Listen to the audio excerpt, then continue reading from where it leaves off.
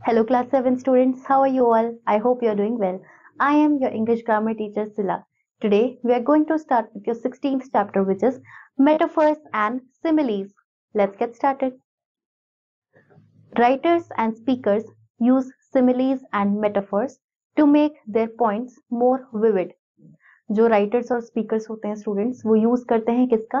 Similes और metaphors का, अपनी जो भी उनके पॉइंट्स होते हैं उनको और विविड बनाने के लिए, यानी कि उनको और एम्फसाइजिंग बनाने के लिए.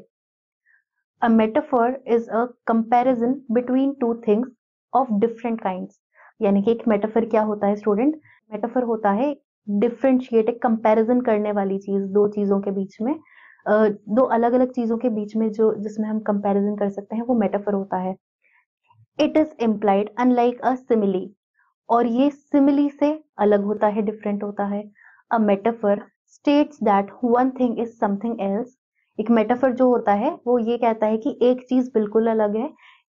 It is comparison but it does not use like और as to make the comparison.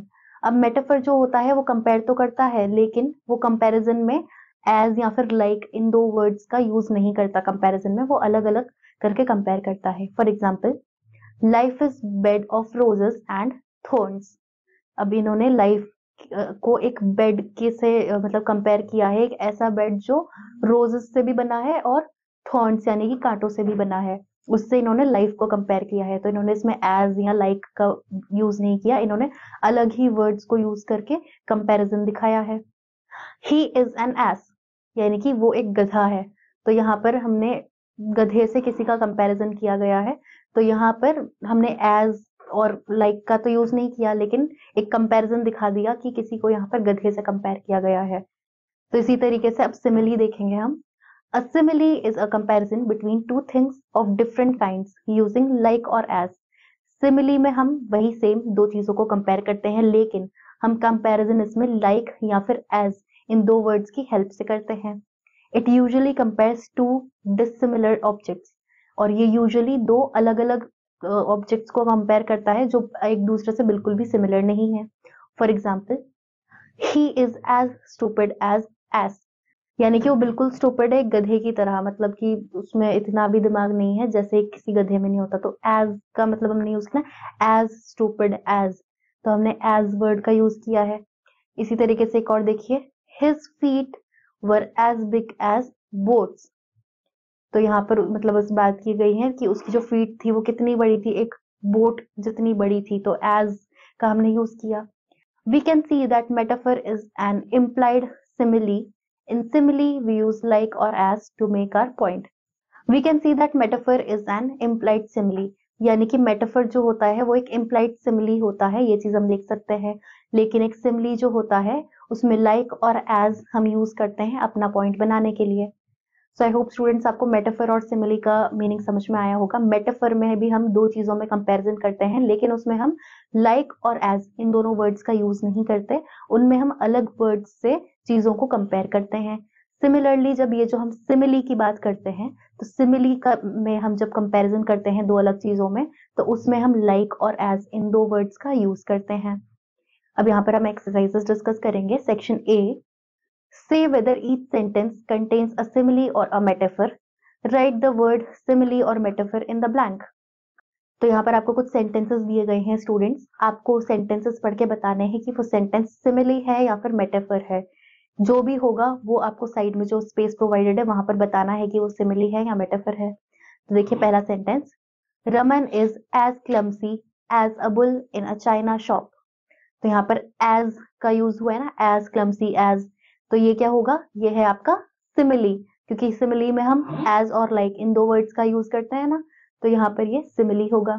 दूसरा देखिए, the baby was like an octopus grabbing at all the cans on the grocery store shelves. अब इस sentence में as भी use नहीं हुआ और लाइक भी यूज नहीं हुआ. तो ये क्या है स्टूडेंट्स? ये आपका एग्जाम्पल हुआ एक मेटाफर का. तो ये सेंटेंस आपका मेटाफर है. इसी तरीके से बाकी सेंटेंसेस आप अपने आप कंप्लीट करके देखेंगे कि ये सिमिली है या मेटाफर है, आप अपने आप आइडेंटिफाई करेंगे. अब देखिए section B, use these similes in sentences of your own. अब यहाँ पर आपको सेंटेंसेस बनाने हैं किससे, इन सिमिलीज की हेल्प से। आपको यहाँ पर कुछ सिमिलीज दिए गए हैं, उनसे आपको सेंटेंस फॉर्म करना है। पहला देखिए, as pretty as a rose. तो यहाँ पर एक रोज से हमें कंपैरिजन करना है किसी चीज का, तो हम रोज से किस चीज का कंपैरिजन कर सकते हैं, हम किसी की ब्यूटी का कंपैरिजन कर सकते हैं। फॉर एग्जाम्पल तो हम कह सकते हैं she is as pretty as a rose. तो हम यहाँ पर शी इज एज ब्यूटिफुल, पर यहाँ पर हमें प्रिटी वर्ड ही दिया है, तो हम यहाँ पर लिखेंगे she is as pretty as a rose, कि वो एक रोज जितनी प्यारी है, एक सुंदर है। तो इसी तरीके से हम बाकी सिमिलीज को भी आप अपने आप सेंटेंस बना के कंप्लीट करेंगे। अब देखिए सेक्शन सी,